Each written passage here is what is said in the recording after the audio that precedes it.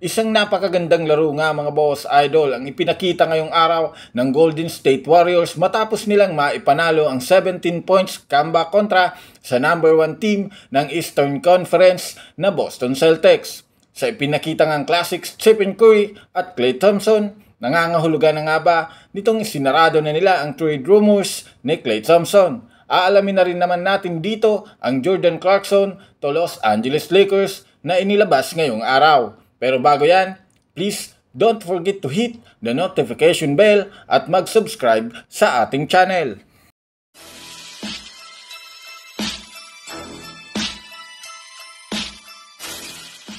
Unahin na natin dito mga boss idol ang kumalat na trade ni Klay Thompson. Napakagandang comeback win nga ang nangyari ngayong araw dahil sa ginawang nakakabilib na performance ng Classic Splash Brother matapos mag-take over literal sa huling minuto ng kanilang laro at sa kanilang overtime.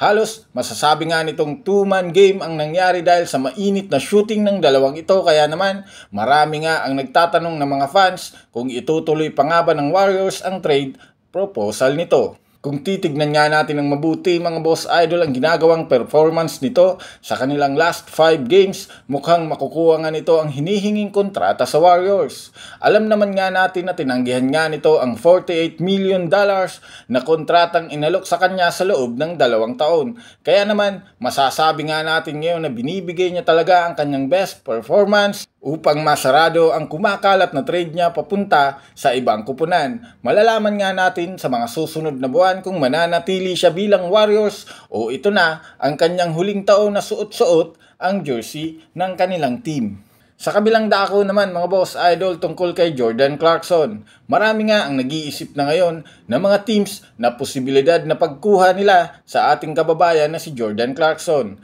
Lingid nga sa kaalaman ng nakararami, opisyal na ngang available si Clarkson sa lahat ng trade ng Utah Jazz.